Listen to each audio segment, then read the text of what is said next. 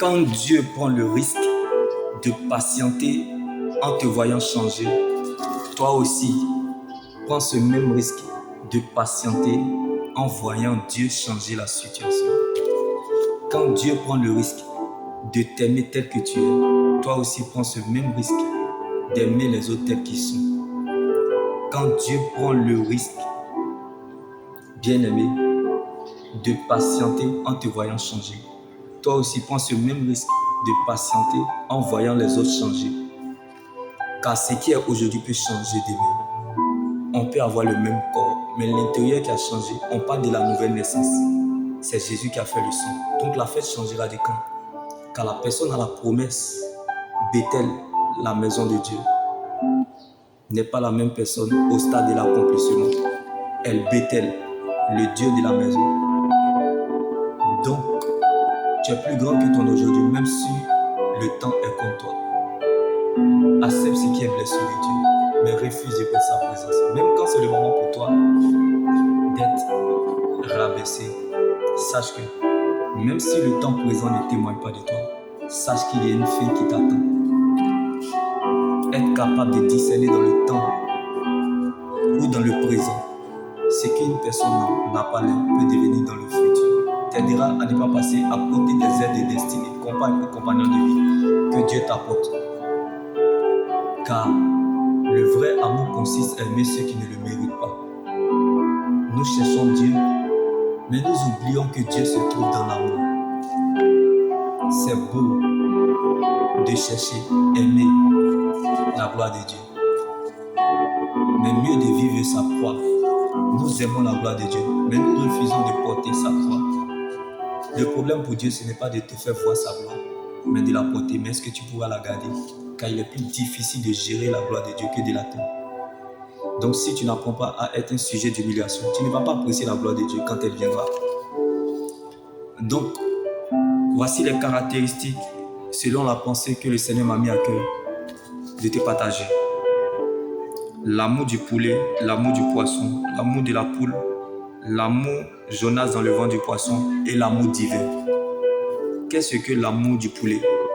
L'amour du poulet est que quoi? Tu aimes le poulet mais tu le manges quand même. Ça c'est l'amour du poulet. Tu aimes une personne mais tu trompes la personne. Tu aimes une personne mais tu es infidèle. Ça c'est l'amour du poulet.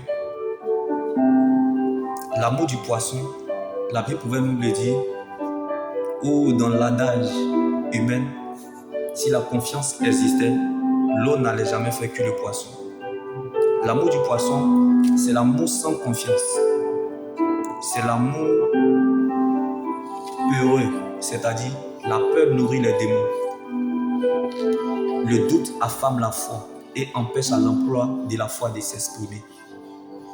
Ça, c'est l'amour du poisson.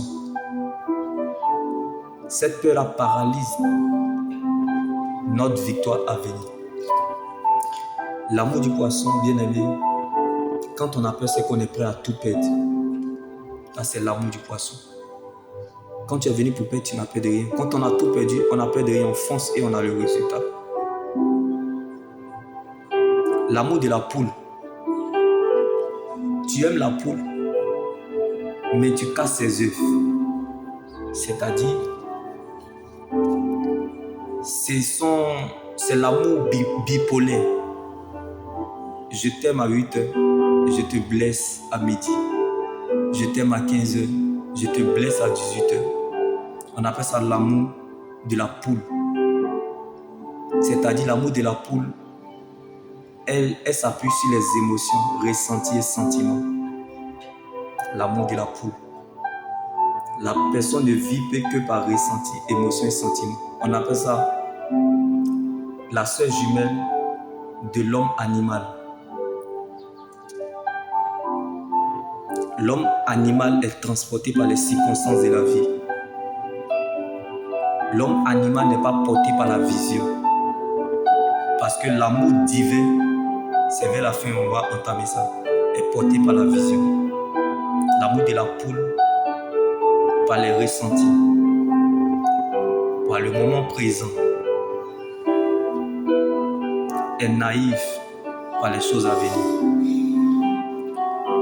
L'amour Jonas dans le ventre du poisson, qui est en 4e position. L'amour Jonas dans le ventre du poisson, c'est-à-dire quelqu'un qui n'arrive pas à servir Dieu ne pourra pas te servir, ne pourra pas mieux te servir. Se consacrer pour mieux servir. Quelqu'un qui n'apprend pas à être fidèle à Dieu ne pourra pas être fidèle.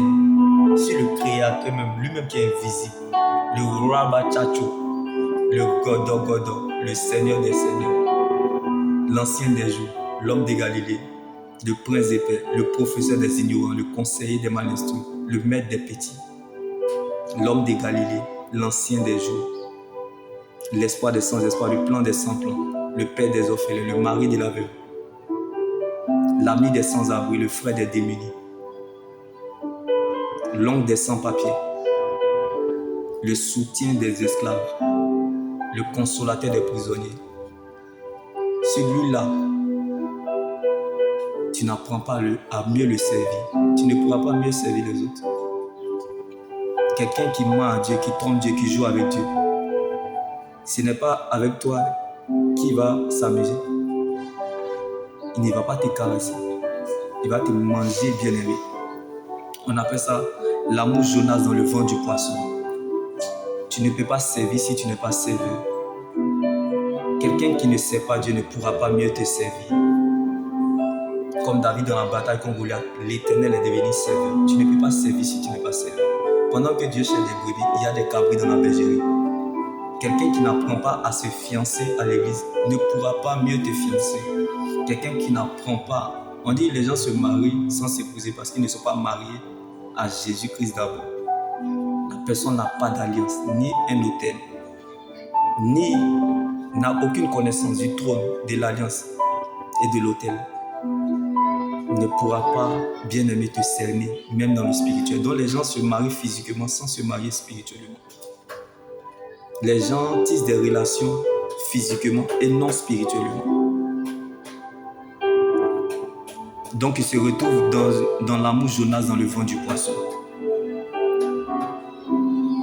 Dis-moi des gens que tu fréquentes, des gens que tu discutes pendant longtemps. Je te dirai ce que tu deviendras. Car nous appelons le futur de ce que nous conjuguons dans le présent. Dis-moi ce que tu fais présentement et je te dirai ce que tu deviendras. Parce que c'est ce que tu prépares dans le présent. C'est ce qui t'arrivera dans le futur. Ça ne ment pas. Si tu sèmes banane dans le présent, tu vas récolter bon maïs. Non, c'est faux. Tu vas récolter banane. Si tu sèmes bien-aimé ananas, tu vas récolter ananas. Ça ne ment pas. Nous appelons le futur de ce que nous conduisons dans le présent. Donc, ce que nous vivons sur la terre prépare ce que nous allons vivre dans l'éternité. L'amour divin. L'amour divin, aimer Dieu sans raison. L'amour divin, c'est bien aimer, consiste à aimer ceux qui ne le méritent pas. L'amour divin, bien aimé, c'est une relation qui commence très mal, mais qui finit très bien. Où ça commence mal, ça finit bien. Ça, c'est l'amour. L'amour où ton cœur est éprouvé, l'amour divin. L'amour divin est porté par la vision. Il n'y a pas de vision sans révision. Quand tu veux voir ce que tu as, il faut savoir regarder ce que tu es. Ça, c'est l'amour divin. Le problème, ce n'est pas ce qu'on te fait. Le problème n'est pas le problème, ni le temps qui passe qui compte pour Dieu, mais ce que tu crées. C'est ça qui est l'amour divin. Est-ce que ces choses prennent la première place dans ton cœur, plus que Dieu? Dieu n'est pas à la première place dans ton cœur. Pourquoi tu veux qu'il soit à la première place dans la sienne?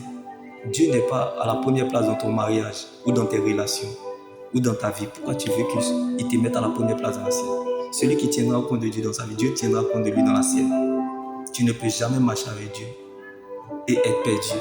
Tu ne peux jamais obéir à Dieu et finir déçu. Non, Dieu trouvera toujours, il fera toujours un chemin. Ce n'est pas facile, mais il reste le chemin. L'amour divin est inexplicable et incompris.